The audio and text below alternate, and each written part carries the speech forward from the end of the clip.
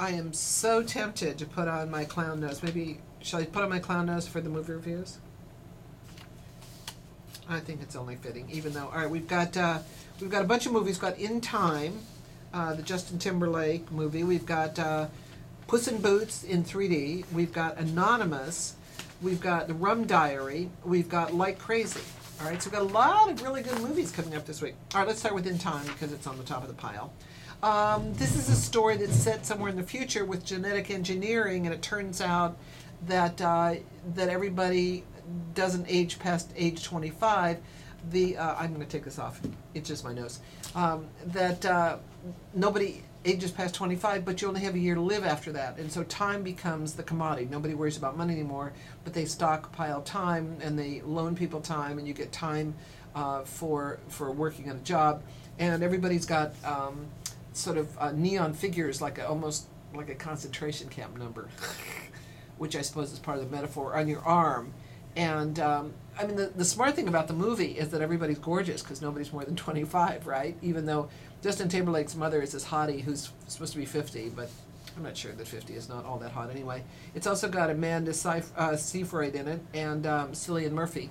The story is that Justin is a working class boy who lives in a time zone and sort of escapes because a mysterious stranger gives him all sorts, whom he saved from the cops, gives him a lot of time, and so he has all this time to waste and to spend, and renders into Amanda. The first half of the movie I thought was really terrific because it's an interesting concept, and for those of us who feel that time is our primary commodity, it was kind of resonating, and the idea that everybody in the movie is gorgeous.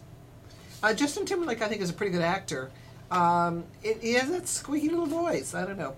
But the problem is when the movie becomes...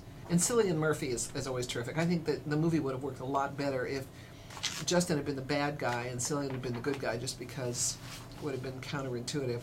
Amanda's cute, bad wig. But once it becomes a love story, you don't care as much about it, I don't think. But it's set for a sequel, you can see. So we'll see how much money it makes. It's fun. I mean, it's a fresh idea. And you'll either like it or not. The movie that will probably give it a huge run for its money and will probably wipe it out, and deservedly so, is Puss in Boots in 3D. This is basically the events leading up to Puss in Boots meeting with Shrek and his friends. So this is technically a prequel.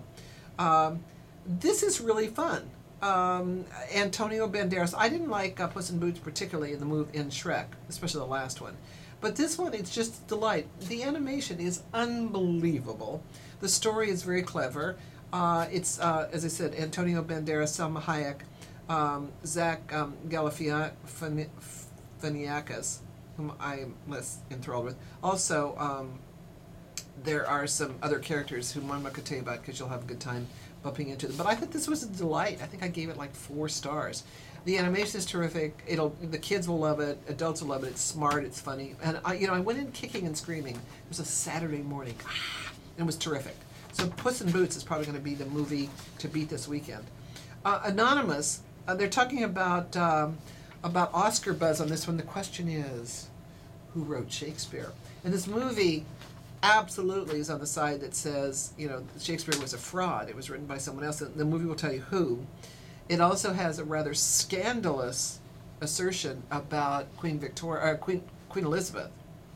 I would love to know the source of this because it's a really terrific movie. Very good acting.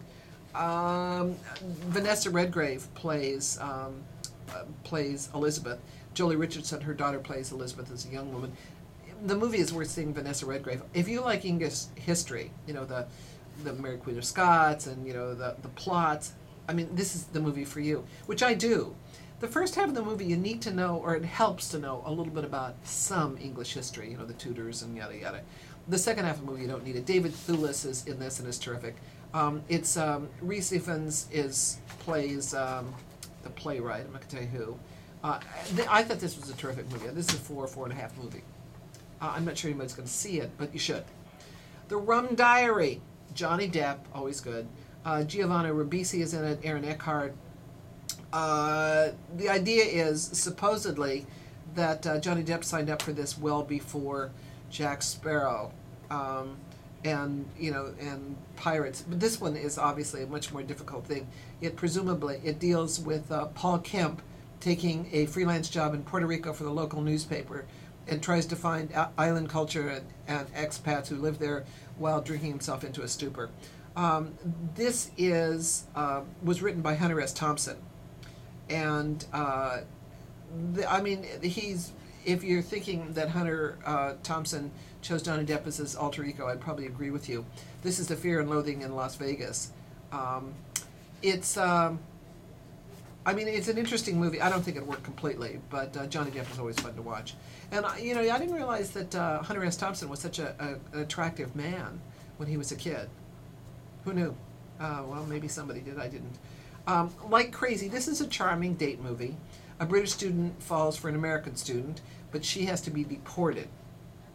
The thing about this movie that makes it really cook is that it's very un-Hollywood. It's got Anton Yelchin and Felicity Jones in it, and you really believe them as young lovers. It doesn't end terribly well, but this is a good movie. I think it's very likely going to get swamped this week, but it's charming, and it makes you sort of remind yourself of how it is to feel that passionately about somebody in young love and separation, and how things don't always turn out the way they're supposed to. So, Like Crazy is great fun. Kind of sad, but fun. Rum Diaries, Johnny Depp is at his most gonzo. Anonymous is a terrific movie, very likely will be around at Oscar time. In Time, I thought was a fresh, interesting concept with some good acting in it. And as the first half I thought was terrific, the second half a little bit more formulaic. But the movie to beat probably this week is going to be Puss in Boots in 3D, because kids will go to it, adults will go to it, and it's very worth your time and effort. The animation, as I said, is terrific. It's clever, it's well written, it's well voiced. So my guess is it's going to be a Puss in Boots weekend, even though it's going to be a Halloween weekend. So Paranormal Activity 3 may also give Puss a run for its money, but I think given a choice between scary and adorable, I don't know. Depends who goes to the movies this weekend, but Puss in Boots is great fun. 800-544-7070. More deets at drjoyreviews.com, drjoy.com. And believe it or not, I actually have a PhD in psychology. 800-544-7070. I'm Dr. Joy Browne.